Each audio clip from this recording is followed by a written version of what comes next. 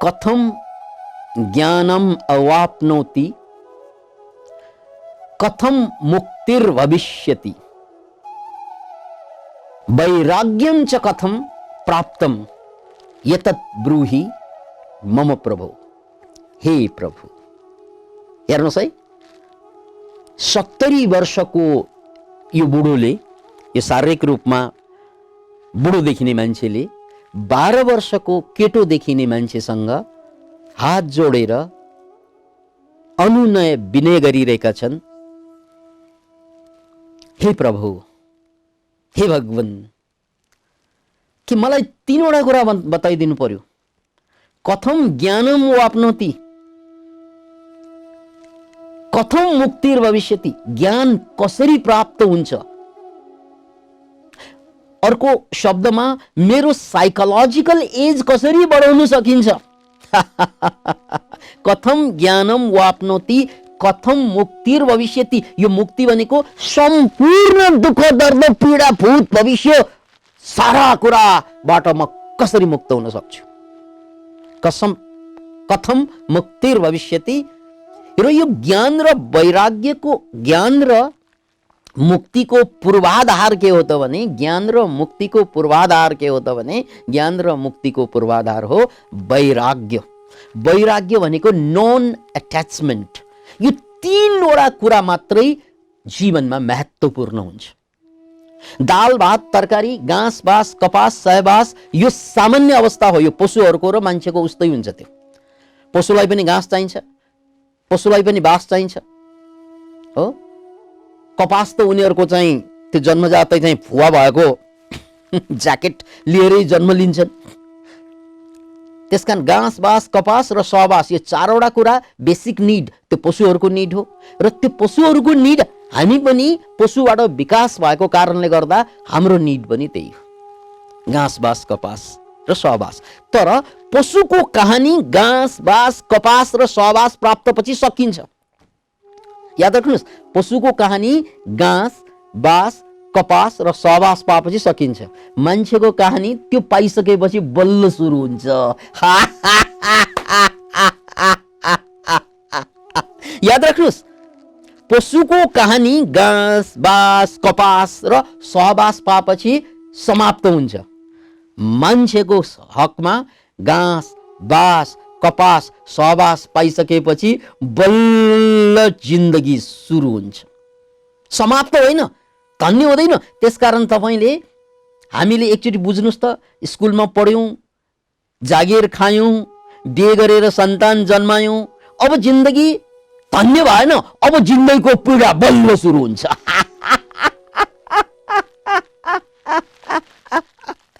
पशुको कहानी त्यही समाप्त हुन्छ, तर मान्छेको कहानी सुरु हुन्छ। त्यसकारण तपाईले धेरै पशुहरू हेर्नुस् त, माउरीको कुरो गर्ने हो भने माउरीले जब रानी माउरीसँग सहवास गर्छ नि, त्यो सहवास उनको अन्तिम सहवास हुन्छ, प्रथम र अन्तिम। घाँस बाँस कपास, त्यसपछि सहवास, त्यसपछि जिन्दगी खल्लास।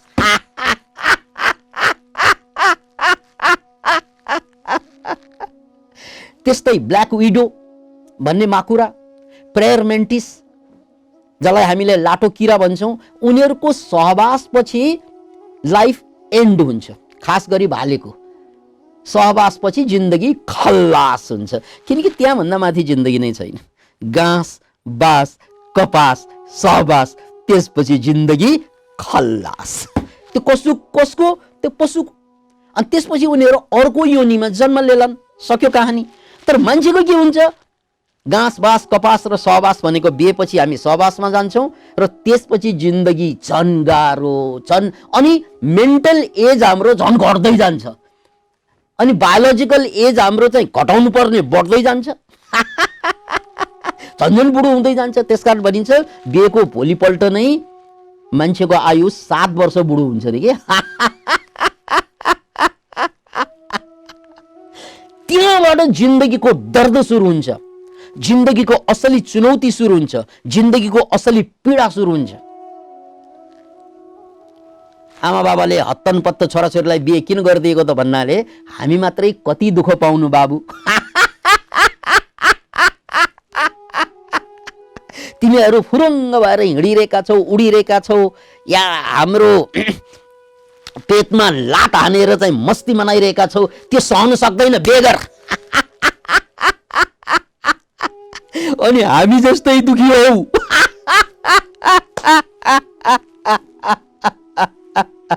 Can you imagine it? किनकि त्यहाँबाट जिन्दगीको दर्द सुरु हुन्छ। त्यो दर्द बाहिरबाट झलमललललललल धन धान्य सबै कुरा हुन्छ र भित्रबाट जिन्दगी अलमल्ल भरिदिन्छ। Can you imagine it? The more you live the less you know how to live. The more you live the less you know how to live. जति बाँच्यो त्यति बाँच्न गाह्रो हुँदै जान्छ। मानव फाँसीको फन्दा चढेको छ। फाँसीको फन्दामा के हुन्छ? फाँसीको फन्दामा जति चल्छ नि, जति चलाउँछ नि गर्दन, त्यति फाँसीको फन्दा कसिँदै जान्छ। जिन्दगी घाँस बाँस कपास र सहवास पछि फाँसीको फन्दा बन्छ। जति दुःखबाट बाहिर आउन खोज्छौँ त्यति दुःख कसिँदै जान्छ। हो र होइन? एकचोटि विचार गर्नुहोस् त। जति हामी दुःखबाट बाहिर आउन खोज्छौँ नि, पीडाबाट, दर्दबाट, त्यति त्यति पीडा, दर्द, दुःख बढ्दै जान्छ जिन्दगीको। मैले भने पशुहरूको घाँसबास कपास र सहवास पछि जिन्दगी सकिन्छ, हाम्रो जिन्दगी त्यहाँबाट सुरु हुन्छ। पीडाको जिन्दगी, दर्दको जिन्दगी। त्यसकारण यहाँ राजा जनकको उदाहरण छ। 70 वर्षका बुढाइनी, 70 वर्षका बुढाइनी र 70 वर्षको यिनको क्यालेन्डरको उमेरले के थाहा पाए? जिन्दगीमा महत्त्वपूर्ण 3 कुरा मात्रै छ। याद राख्नुहोस् यो कुरा, यो जिन्दगीमा महत्त्वपूर्ण 3 कुरा मात्रै छ। कथम ज्ञानम वाप्नोति, एउटा ज्ञान, आत्मज्ञान नम्बर 1, मुक्ति नम्बर 2 र नम्बर 3 वैराग्य। अब जिन्दगीमा जे जति थप्दै गयो त्यति दुःख दर्द बढ्दै जान्छ। तपाईँ विचार गर्नुहोस् त। अब एउटा अर्को घर थपेर दुःख घट्छ? अब एउटा अर्को कार थपेर, अर्को एउटा मोटरसाइकल थपेर, अर्को 1 बिघा जमिन या 1 रोपनी जग्गा थपिँदै जाँदा के दुःख घट्दै जान्छ या बढ्दै जान्छ? साइकोलोजिकल दुःखको कुरा गरेको। अब तपाईँको जुत्ता, अर्को 1 जोर जुत्ता थपेर, अर्को 1 जोर लेहेङ्गा थपेर, अर्को 1 जोर साडी थपेर, अर्को 1 जोर जे भने पनि थप्दै जाँदा साइकोलोजिकल दुःख बढ्दै जान्छ कि घट्दै जान्छ? 1 जोर छोरा थपेर, 1 जोर छोरी थपेर, मुसलमान भए 1 जोर श्रीमती थपेर। किनकि थप्ने मात्रै काम गर्छन् मान्छेहरू।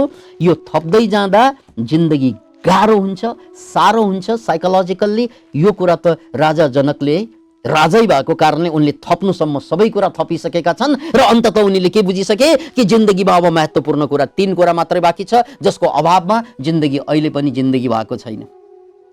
त्यो 3 वटा कुरा के त भन्नाले कथम ज्ञानम वाप्नोति, ज्ञान चाहियो, आत्मज्ञान। म को हुँ भनेर चिन्नु पर्यो। म को हुँ, मेन कुरा म को हुँ, हु एम आई। त्यसकारण रमन महर्षिले दिनुभएको विधि त के हो कि दिनरात सोध आफूलाई, म को हुँ, को हुँ म, को हुँ म। किनकि म हिन्दू, म बौद्ध, म जैन, म नेपाली, म भारती, म लोग्ने, म स्वास्ने, म छोरा, म छोरी, यो त समाजले दिएको कुरा, यो त शरीरले भनेको कुरा। तर वास्तवमा हुँ को म, जो जहिले पनि दुखी हुन्छ। सबै पार पनि चित्त नबुझ्ने यो को हो म को हुँ, हु एम आई। नम्बर 1 प्रश्न गर्नुहोस्। कमसे कम भोलिको 8 बजेसम्ममा यही प्रश्न गरेर बस्नुहोस्, म को हुँ, म को हुँ, म को हुँ, म को हुँ। अनि कसरी मुक्ति प्राप्त हुन्छ, कसरी यो सारा दुःखबाट, यो सारा बन्धनबाट कसरी म छुटकारा पाउँछु, यो प्रश्न गर्दै रहनुहोस्। र वैराग्य के हो, नन अट्याचमेन्ट के हो। किनकि मसँग जे जति कुराहरू छन् त्यो सबै कुराले मलाई दुःख दिन्छ। अनि दुःख दिनुको कारण मेरो अट्याचमेन्ट हो, मलाई थाहा छ। याद राख्नुहोस्, यो लुगा मेरो हो, यो लुगा मेरो हो। अब यो लुगामा आगो लाग्यो भने मलाई चाहिँ पीडा हुन्छ। तर लुगामा आगो लागेर पीडा हुने हो भने मलाई मात्रै पीडा हुन्छ। यो लुगामा आगो लाग्दा मेरो छिमेकीलाई पीडा हुँदैन। हेर्नुहोस् है, मेरो लुगामा आगो लाग्दा मलाई साह्रै गाह्रो हुन्छ। या मेरो घरमा आगो लाग्दा मलाई साह्रै गाह्रो हुन्छ, या मेरो घरमा कोही मर्दा साह्रै गाह्रो हुन्छ। अरूको घरमा मर्दा त म हाँसेर बसेको हुन्छ, ए मरेन बुढा। अरूको घरमा आगो लाग्दा त म के भन्छु, वाओ आगो त बडा रमाइलो छ नि त, गजबसँग आगो निस्क्यो नि त, म त रमिता हेरेर बस्छु। अरे यार, आफ्नो घरमा आगो लाग्दा पनि त रमिता हेरेर बस्नु सक्नु पर्थ्यो नि, त सक्दैन उसले। किन भन्नाले उसलाई एट्याचमेन्ट हुन्छ, राग हुन्छ। त्यो राग नै जीवनको दाग हो, याद राख्नुहोस्। अरूको कोटमा आगो लाग्यो भने म खुसी हुन्छु, आफ्नो कोटमा आगो लाग्यो भने मलाई दुःख हुन्छ।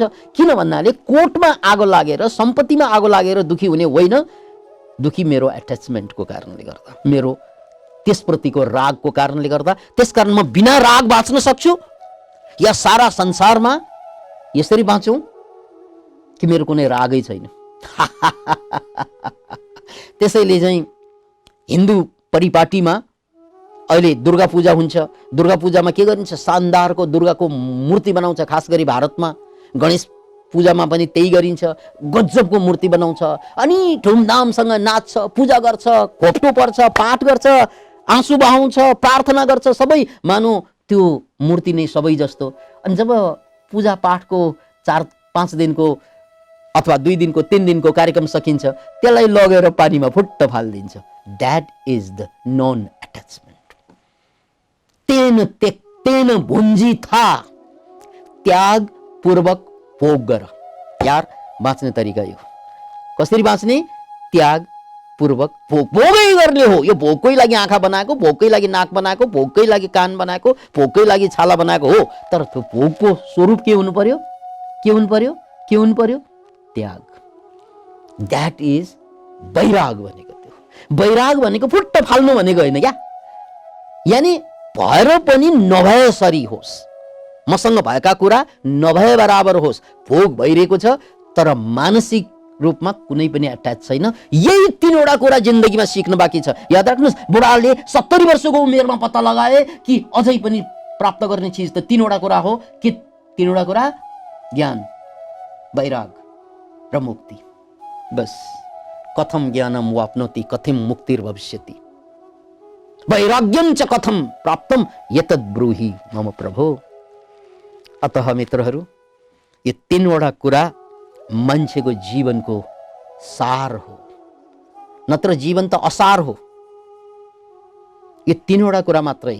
अब तपाईले अर्को छोरा थपेर, छोरी थपेर, धन थपेर, पद थपेर, प्रतिष्ठा थपेर, केही पनि थपेर जिन्दगी धन्य हुँदैन। अब थप्ने 3वटा चिज हो जिन्दगीमा,